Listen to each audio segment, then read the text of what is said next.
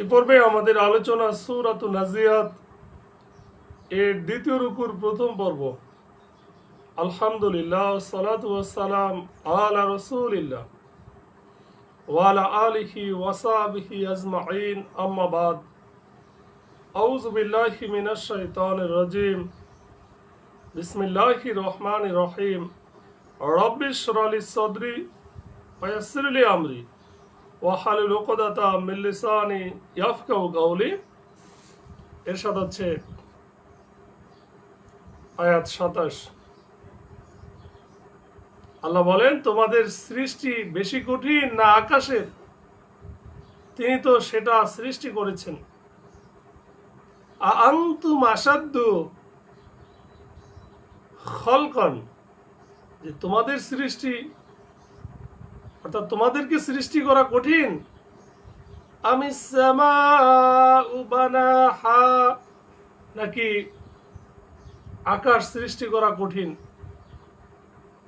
তিনি তো সেটা সৃষ্টি করেছেন, নির্মাণ করেছেন। আকাশ তার ছাদ অনেক উচ্চে তুলেছেন, অতঃপর তাকে ভারসাম্যপূর্ণ করেছেন। তার মানে এই গোটা আসমান সৃষ্টি করা সেটা তো আরো কঠিন মানুষের তুলনায়, কিন্তু সেটাও তো আল্লাহ তাআলা সৃষ্টি করেছেন, নির্মাণ করেছেন। রাফআ সামকাহা, তিনি উঁচু করেছেন তার উচ্চতর স্তরকে, ছাদকে। ফাসাওয়াহা, অতঃপর তিনি তা সুবিন্যস্ত করেছেন। তিনি তার রাতকে আধারে ঢেকে দিয়েছেন আর তার দিবালোক প্রকাশ করেছেন। ওয়াগতাশা লাইলাহা ওয়াখরাজা দুহাহা, ওয়াগতাশা মানে এবং অন্ধকারাচ্ছন্ন করেছেন লাইলাহা তার রাতকে, ওয়াখরাজা এবং বের করেছেন দুহাহা তার সূর্যের আলো। অতঃপর তিনি জমিনকে বিস্তীর্ণ করেছেন। ওয়াল আরদা বাদা যালিকা দাহাহা, তিনি তার ভেতর থেকে বের করেছেন তার পানি ও তার তৃণভূমি। আখরাজা মিনহা, তাহতে বের করেছেন মাআহা তার পানি, অমার আহা ও তার উদ্ভিদ তৃণলতা।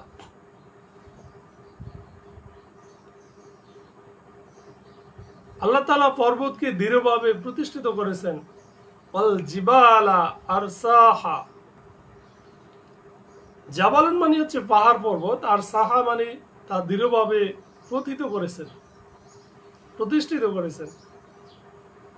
এই সমস্ত তোমাদের আর তোমাদের গৃহপালিত পশুগুলোর জীবিকার সামগ্রী।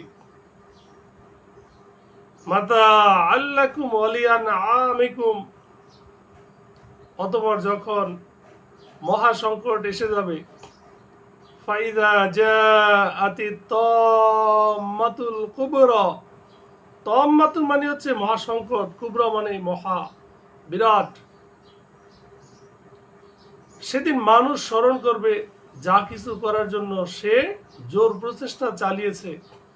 ইয়াউমা ইয়াতাযাক্কারুল ইনসানু মা সাআ, সাআ মানে সে চেষ্টা করেছিল যা। এবং জাহান্নামকে দেখানো হবে এমন ব্যক্তিকে যে দেখতে পায়।